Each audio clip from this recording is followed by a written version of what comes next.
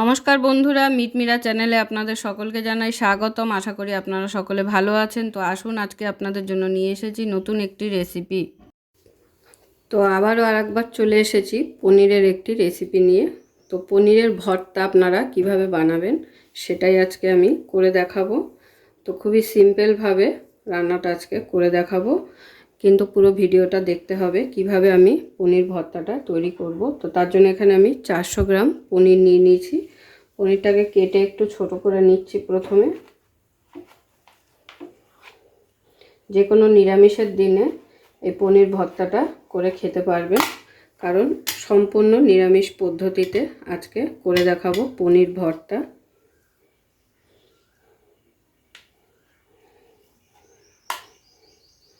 বেশি ছোট করার দরকার নেই, আর খুব সুন্দর শেপ দিয়ে কাটারও দরকার নেই, কি যেহেতু এটাকে ম্যাশ করে ফেলবো।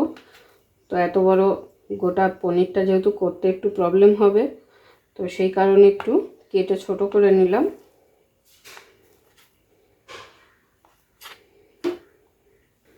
তো কেটে নেওয়া হয়ে গেছে। এবারে এই পনিরটাকে ম্যাশ করে ফেলবো। তো এবারে পুরো পনিরটাকে আগে ম্যাশ করে নিচ্ছি।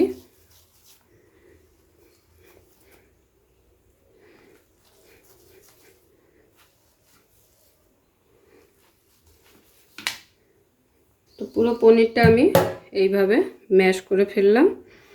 তো এখানে 400 গ্রাম পনির আছে, যার যতটা প্রয়োজন রান্নাটা করবেন সেই বুঝে পনিরটা নিয়ে নেবেন।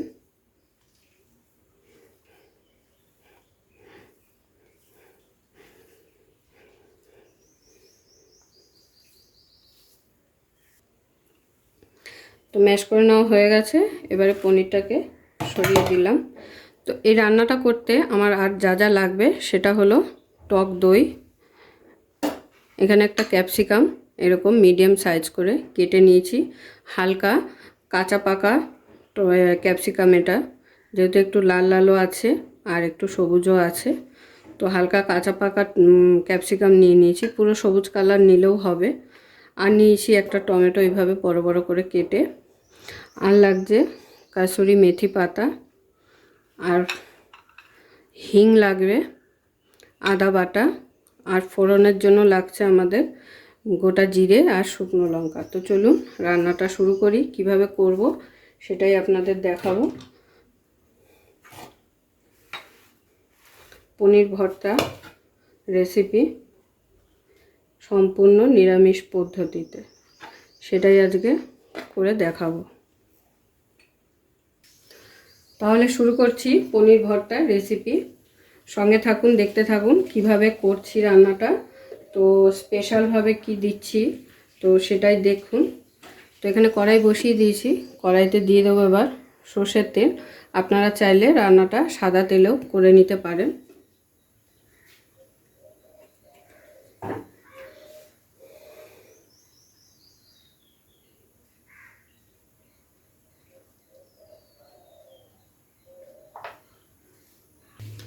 তো তেলটা গরম হয়ে গেছে। এবারে তেলের মধ্যে ফোড়নের জন্য প্রথমেই দিয়ে দিচ্ছি 3টে শুকনো লঙ্কা,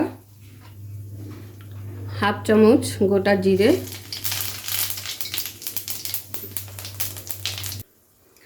আর দিয়ে দিচ্ছি এই তেলের মধ্যেই সামান্য একটু হিং। আগেই বলেছি সম্পূর্ণ নিরামিষ পদ্ধতিতে করে দেখাবো আজকে পনির ভর্তা। এটা আপনারা চাইলে পেঁয়াজ দিয়েও করে খেতে পারবেন, শুধু আমি এখানে পেঁয়াজ রসুনটা অ্যাড করব না। তো বাকি পদ্ধতি কিন্তু একই হবে, সেম হবে। এরপরে ফোড়নটাকে একটু নেড়ে চেড়ে নেওয়ার পরে দিয়ে দিচ্ছি আদা বাটা।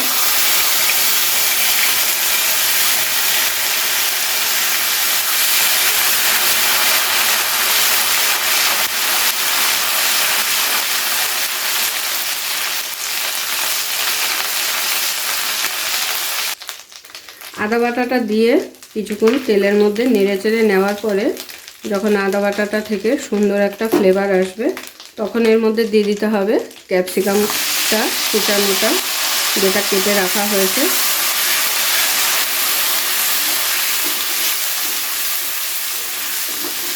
তো এবারে খুব ভালো করে একটু ক্যাপসিকামটাকে কিছু সময় ধরে ভেজে নেব। ক্যাপসিকামটাকে কিছুক্ষণ নেড়ে চেড়ে ভেজে নেওয়ার পরে দিয়ে দিচ্ছি এখানে টমেটোটা। এবারে টমেটো আর ক্যাপসিকাম দুটোকে একটু সময় নিয়ে ভেজে নেব। আবার খুব বেশিও ভাজবো না, লাল লাল হবে না, হালকা লাল লাল হলে হবে, খুব বেশি ভাজার প্রয়োজন নেই। তাতে করে কি হবে, ক্যাপসিকাম আর টমেটো একেবারে গলে যাবে বেশি ভেজে ফেললে। তো সেই কারণে অল্প ভেজে নিলেই হয়ে যাবে।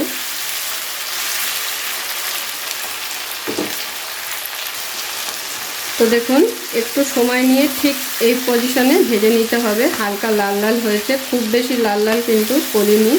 তো এরপরে কিন্তু বেশি লাল করতে গেলে পনির বা টমেটো একেবারে গলে যাবে, তখন কিন্তু খেতে স্বাদ হবে না। এবারে আমি এখানে যোগ করে দেবো, গ্যাসের ফ্লেমটাকে একটু কমিয়ে নিলাম। কমিয়ে নিয়ে এখানে যোগ করে দেবো টক দই। টক দইটাকে ভালো করে ফেটিয়ে নিয়েছি। এবারে এটাকে যোগ করে দিলাম।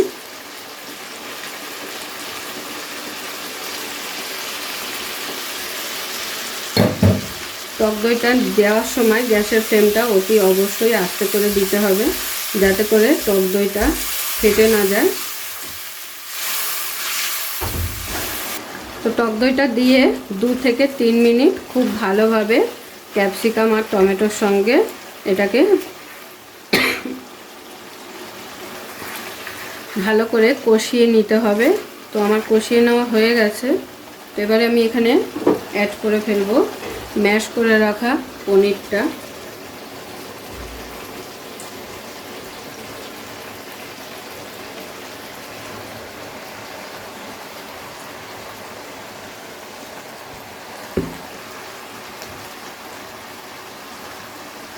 তো পনিরটা দেওয়ার পরে এবারে সমস্ত কিছু একসাথে ভালো করে মিশিয়ে নেব।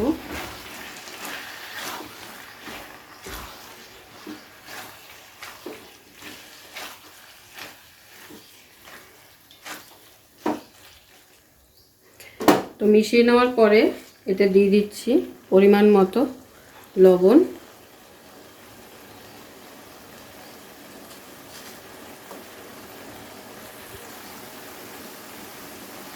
আবার দিয়ে দিচ্ছি পরিমাণ মতো হলুদ।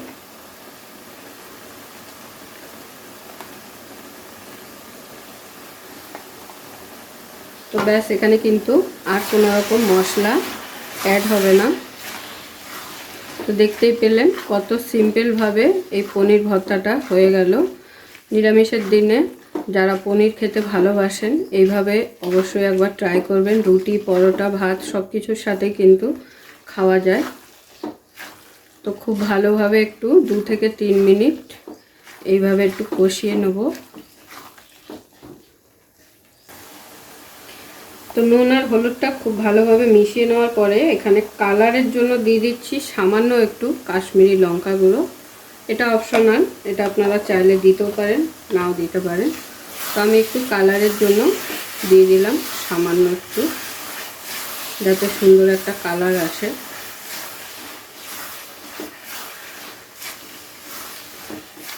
তো নুন হলুদ দেওয়ার পরে খুব ভালোভাবে কিন্তু আমার কষিয়ে নেওয়া হয়ে গেছে।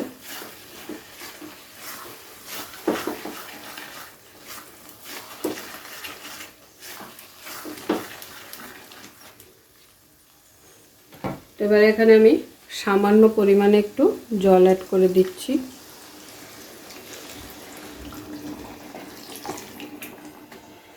খুব বেশি জলের কিন্তু একদমই প্রয়োজন নেই, এগুলো একটু মাখামাখাই হয়।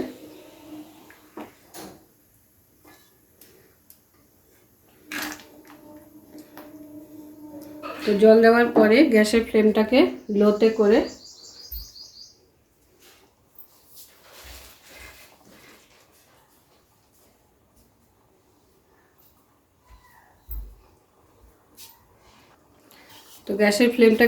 করে দিয়ে দিলাম ঢাকা। 5 মিনিটের জন্য ঢাকাটা দিলাম। এটা কিন্তু হতে বেশি সময় লাগবে না, 5 মিনিট রান্নাটা হতে দিলেই এটা একদম রেডি হয়ে যাবে।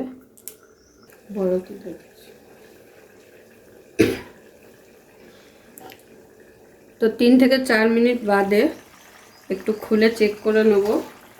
আর যেহেতু ঢাকা দিয়ে রান্নাটা করতে হয়, তো সেই কারণে একটু মাঝে মাঝে খুলে একটু নাড়া দিয়ে দিতে হবে, যাতে তলায় লেগে না যায়।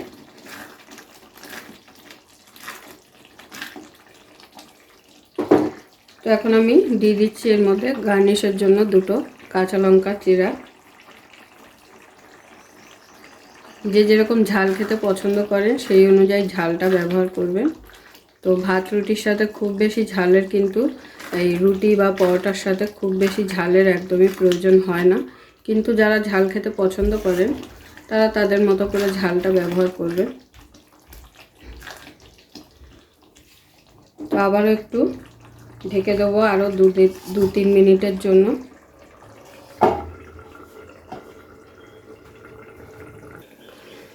তো প্রায় 5 মিনিট হয়ে গেছে, আবারও আমি ঢাকাটা খুলে দেখে নেব। পনির ভর্তা কিন্তু একদম রেডি হয়ে এসেছে।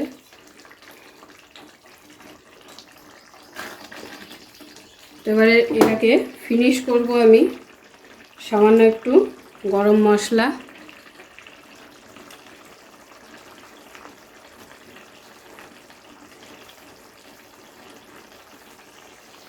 আর দিয়ে দেবো কিছুটা কাসুরি মেথি পাতা, হাত দিয়ে একটু ডুলে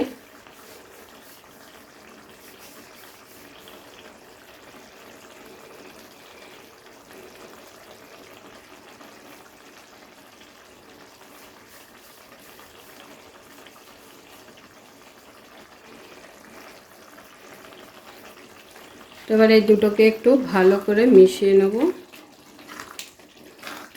তো পনির ভর্তা কিন্তু আমার একদম রেডি। গরম গরম প্লেটে সার্ভ করে রুটি পরোটা দিয়ে খাওয়ার মতো হয়ে গেছে। তো দেখতেই পেলেন খুব সহজে আর ঘরোয়া উপকরণ দিয়ে কিন্তু এই রান্নাটা করে নেওয়া যাবে সম্পূর্ণ নিরামিষ পদ্ধতিতে। নিরামিষের দিনে অবশ্যই একবার সকলের কাছে অনুরোধ রইল, সকলে ট্রাই করে দেখবেন, আশা করি আপনাদের ভালো লাগবে। আজকের আমার এই পনির ভর্তা রেসিপিটা আপনাদের কেমন লাগলো অবশ্যই সকলে কমেন্ট করে জানাবেন। পুরো ভিডিওটা দেখার জন্য সকলকে অসংখ্য ধন্যবাদ। এরকম আরও নিত্য নতুন ভিডিও দেখার জন্য চ্যানেলটি অবশ্যই সাবস্ক্রাইব করে নেবেন আর পাশে থাকা বেল আইকনটি প্রেস করে নেবেন নতুন রেসিপির আপডেট পাওয়ার জন্য। তো সবাই ভালো থাকবেন, সুস্থ থাকবেন, আবারও দেখা হচ্ছে আপনাদের সাথে নতুন একটি রেসিপি নিয়ে।